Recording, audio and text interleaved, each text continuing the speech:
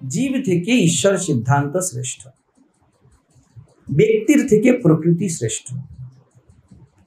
এইখানেই এই স্তরের মধ্যেই পুনর্জন্ম ঘটে, এই স্তরের মধ্যেই মুক্তি ঘটে। আপনি দেখুন না মহাপুরুষের জীবনে কি ঘটে, তারা বলে আমার একজন আপন নয়, সবাই আপন। আমার থেকে আমরা যে সংসার বানিয়েছি তার থেকে সাধুর সংসার শ্রেষ্ঠ, কারণ সে বিরাট হয়ে যায়, তার কাছে কোনো সম্বন্ধের নাম নেই। আপনার সম্বন্ধের নাম আছে, আপনার সম্বন্ধের মর্যাদা আছে, আপনার সম্বন্ধে কিছু বলা যায়, কিছু বলা যায় না, যত সম্পর্ক আপনি পাতাচ্ছেন, তাই তো? কিন্তু বন্ধন নয় কি, বাবার সামনে কিছু বলা যায় না, মায়ের সামনে সেই কথাটা বলা যেতে পারে, ছেলেদের সামনে তো এই আচরণ করাই যায় না, বাইরে গিয়ে করা যেতে পারে।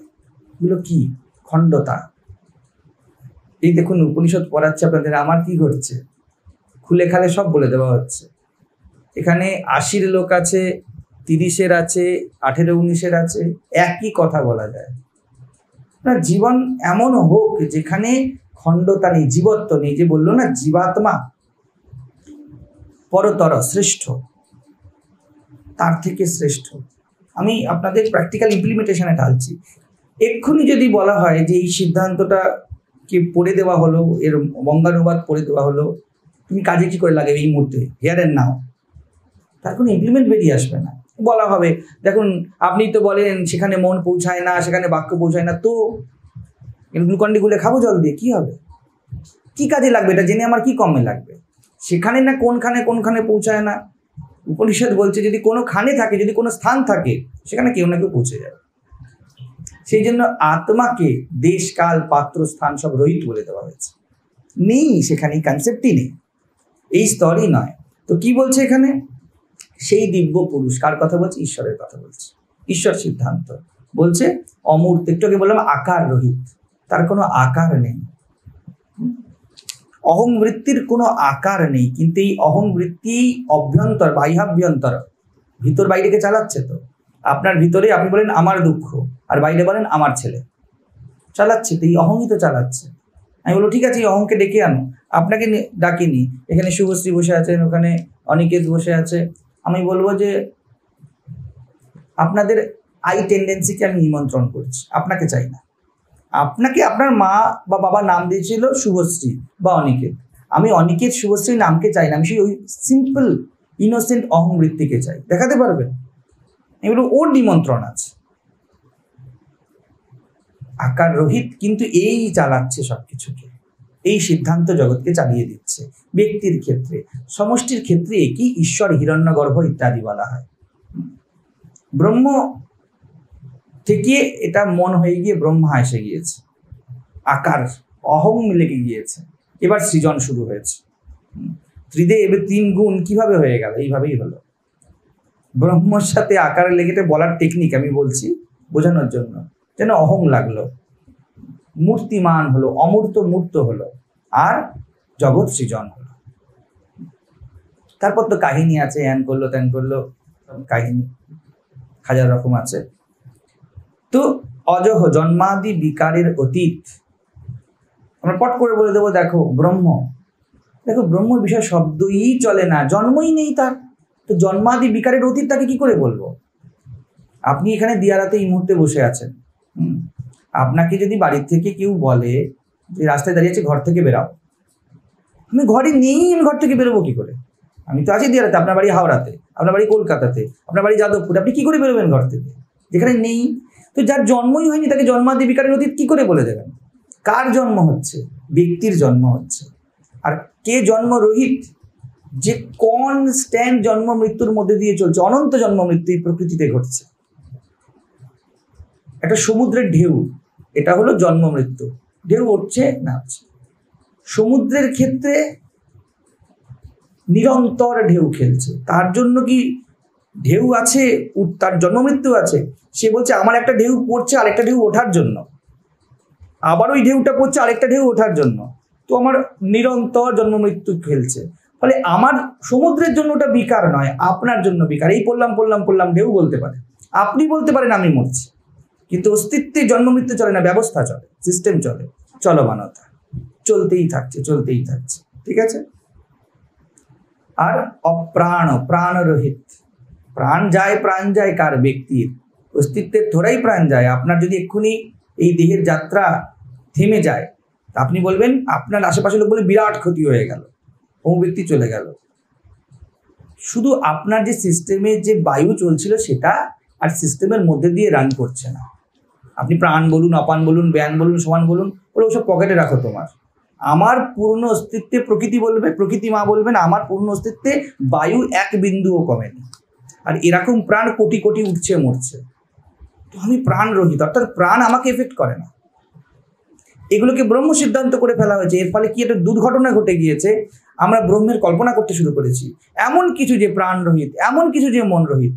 এটা হয় না। অমনা, মন রহিত, অর্থাৎ যাবতীয় মন ব্যক্তির হয়, মন ব্যক্তির সাপেক্ষের সত্যতা। আর কি বলেছে? এই জন্য তিনি সর্বদা বিশুদ্ধ অবিনাশী জীবাত্মা থেকে অত্যন্ত শ্রেষ্ঠ। এই জন্য তাকে বলা হয় পরমাত্মা। পরমাত্মা শব্দ জীবাত্মাকে কাটার জন্য, ব্যক্তিকে কাটার জন্য প্রকৃতি। সদা শুভ্র বিশুদ্ধ। কি করে বলবেন শুভ্র? তার মানে কালি আছে কিছু, নাহলে শুভ্র শব্দ এলো কি করে? সব দ্বৈতকে কাটার জন্য ঈশ্বর সিদ্ধান্ত, এবং শব্দ দিয়ে দেওয়া হয়েছে ব্রহ্ম। হিসাব মতো ব্রহ্ম বা আত্মা কোনো বোঝানোর জন্য কোনো সিদ্ধান্তিক শব্দ তার জন্য নেই। হার্ডলি ঈশ্বর, হার্ডলি ঈশ্বর। এই জন্য অবতাররা আমাদের মধ্যে বড় প্রাধান্য পেয়েছে। শুভ্র শব্দটা অবতারদের ক্ষেত্রে কেটে যাবে, তাদের মন বড় শুভ্র, তাদের মধ্যে বিকার নেই। বোঝা যাচ্ছে? ব্রহ্মের, আপনি যদি একে ব্রহ্ম বলে দেন, আমি কেন একে ব্রহ্ম বলতে চাইছি, আমি একে ব্রহ্ম বলতে পারি, আপনি কল্পনায় ভেসে যাবেন। এবার আমি বলবো, এবার আমি এত যে হেয়ালি করলাম, ও একটু ভুল কুচকে দিয়েছে, বুঝতে অসুবিধা হচ্ছে, আমি বুঝতে পারছি, হবার কথা যে এখানে হাসতে সে কিছু বোঝেনি। তো এইবার আমি এক কথায় ঠাকুরের কথা দিয়ে শর্ট আউট করে দিচ্ছি, ব্রহ্ম আর প্রকৃতি অভেদ। আমি এতক্ষণ প্রকৃতির কথা বললাম, পরমাত্মার কথা বললাম। আপনি পরমাত্মা হলো ব্রহ্ম সিদ্ধান্তের চৌকাঠ। প্রকাশ বললেই ব্রহ্মকে স্খলন করা হলো, তাহলে অপ্রকাশ এসে গেল। ভাব, বুঝুন, মনকে ধরুন, বেদান্ত মনকে ধরে। প্রকাশ বললেই অপ্রকাশ এসে গেল। তাহলে এখন আপনি কি বলবেন? প্রকাশিত যেটা প্রকৃতি আর অপ্রকাশিত ব্রহ্ম। আমি বলবো তোমার ব্রহ্ম ফলস, তুমি একে উপাধি দিয়েছো, নাম দিয়েছো, তিনি তো উপাধি রহিত। এই জন্য আমি জীবাত্মা আর ঈশ্বর সিদ্ধান্তে যাচ্ছি, প্রকৃতি আর ব্যক্তি সিদ্ধান্তে যাচ্ছি। প্রকৃতি জীবাত্মার একটা ইউনিট মাত্র, সে ভ্রমে আছে। আপনার অস্তিত্ব বাড়তে থাকে, আপনি নিজেকে বিরাট করতে থাকেন, ব্যাস এত অবধি। বিরাট হয়ে গিয়ে কোথাও পৌঁছান বললেই আপনি ব্রহ্মের সিদ্ধান্ত কল্পনা করবেন। কোথাও পৌঁছান, আপনি বিরাট হতে থাকুন, কারণ ব্রহ্মের নাম অনন্ত। যার অন্ত নেই তা ব্রহ্ম। আপনার প্রকৃতির কোনো অন্ত নেই, বুদ্ধি দিয়ে ধরলে চেষ্টা করলে হবে না। তাহলে আপনি বলবেন এই প্রকৃতিই সত্য। যদি প্রকৃতির উপরে কিছু না থাকে তাহলে আপনি বলে প্রকৃতিই আছে, প্রকৃতিই ব্রহ্ম। তা প্রকৃতির মধ্যে সিদ্ধান্তকে আপনি ব্যক্তির ক্ষেত্রে জাস্টিফাই করে দেবেন। জগৎ তো সত্য, ঠিক আছে? হ্যাঁ, আপনার কোনটা মানতে সুবিধা? কোন একটা স্ট্যান্ড পয়েন্ট আমি বলে দিচ্ছি। জগৎ সত্য না মিথ্যা? জগৎ যখন মিথ্যা, তাহলে এই যে সিদ্ধান্ত, এটা তো সিদ্ধান্ত একটা, এটা তো মিথ্যাই হলো। জগৎ তো মিথ্যা, ঈশ্বরও মিথ্যা। মিথ্যা মানে কি? যার কোনো আজকে যেমন কালকে তেমন থাকে না, যা ক্রমাগত পরিবর্তনশীল, তাকে মিথ্যা বলা হচ্ছে, তাকে অনিত্য বলা হচ্ছে। যাকে দেখতে যেমন নয় সেটা তেমন দেখাচ্ছে মানে মিথ্যা।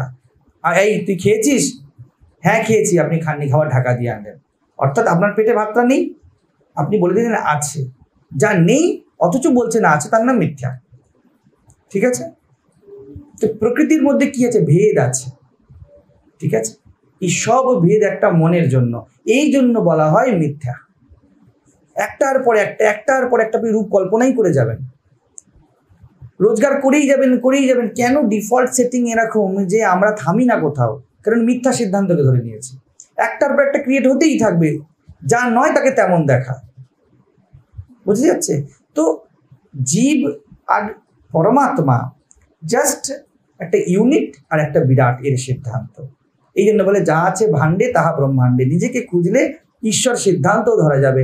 আরো ভালোভাবে সহজভাবে বলতে গেলে, নিজের অহংকে ধরতে পারলে আপনার জীবনে কি ঘটছে আপনি সব ধরে ফেলবেন, জগতে কি ঘটছে সব ধরে ফেলবেন। আপনি এখানে বসে বিল ক্লিনটন কি ভাবছে তাও বুঝতে পেরে যাবেন।